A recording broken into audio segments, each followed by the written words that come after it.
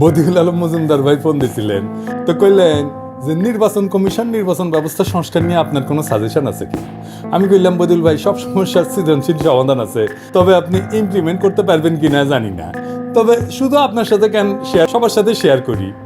তো আসেন আগে সমস্যাগুলো দেখি, আর দেখি আমার out of the box idea দিয়ে একসাথে কতগুলো প্রবলেম সলভ করা যায়। আমি প্রথমে বইলা রাখি যে তত্ত্বাবধায়ক সরকার কনসেপ্ট এটা লং টার্মে ফাংশন করবে না, এটা করেনি, ইতিহাস সাক্ষী। মাত্র 3 টার্ম কাজ করেছে, এটা তারপরে ভেঙে গেল 2006 সালে।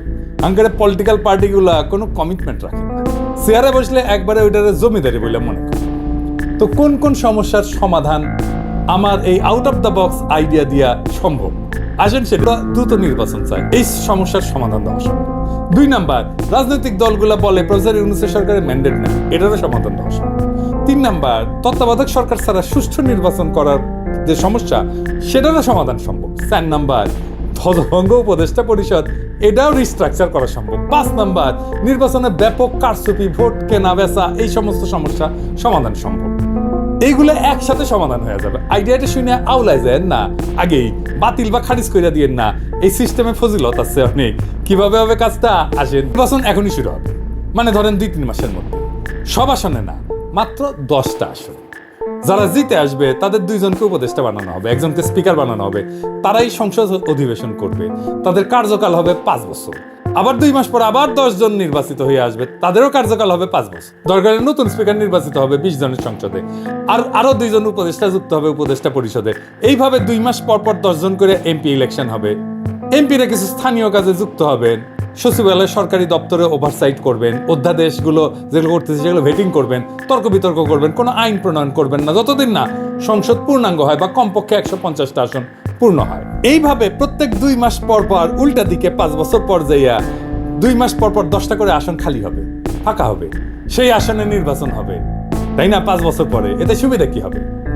অল্প কয়টা আসনে নির্বাচন করার জন্য আপনি আইন শৃঙ্খলা রক্ষাকারী বাহিনীকে আসনের কেন্দ্রগুলোতে ব্যাপকভাবে মোতায়েন করতে পারবেন। ভোট কেন্দ্র দখল করা অসম্ভব হয়ে যাবে। নির্বাচনী পর্যবেক্ষণ খুবই ভালোভাবে করতে পারবেন, অনেক পর্যবেক্ষক দিতে পারবেন। পুরা নির্বাচন কমিশন মাত্র 10টা আসনের জন্য পূর্ণভাবে নিবেদিত থাকতে পারবে। কম লোক দিয়ে বেশি কাজ করা যাবে। মিডিয়া ওয়াচ থাকবে দারুণ ওই আসনগুলোতে, তাই টাকা পয়সা বিলানো বা নির্বাচনী আচরণ বিধি লঙ্ঘন করা প্রায় অসম্ভব হয়ে যাবে।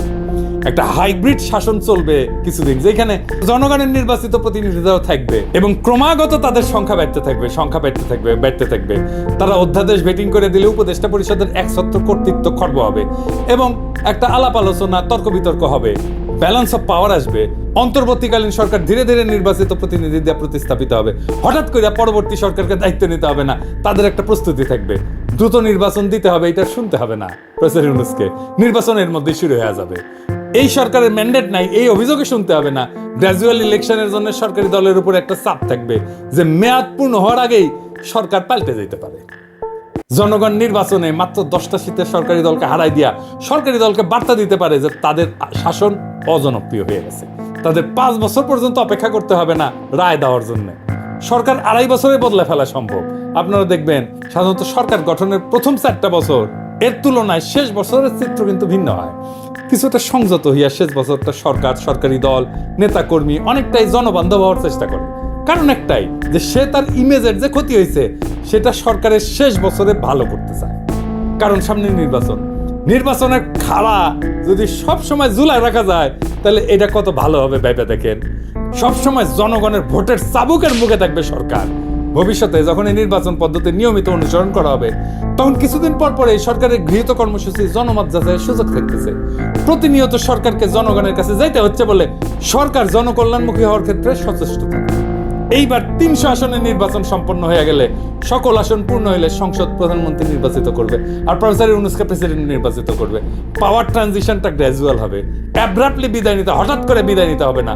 সব অন্তর্বর্তীকালীন সরকারের এক্সিট প্ল্যান নিয়ে দুর্ভাবনা থাকে, কিভাবে তারা শাসনটা শেষ করবে সেই দুর্ভাবনা এখন আর থাকলো না। এক্সিট এর মধ্যে দিয়ে পরিকল্পিত হয়ে থাকলো। একসাথে কতগুলো সমস্যার সমাধান হলো দেখেন। এখন এই 10টা আসন কিভাবে নির্বাচন করা হবে সেটা দৈব চয়নের মাধ্যমে হইতে পারে। এই ধরনের নির্বাচনী ব্যবস্থা কি কোথাও আছে? না, নাই।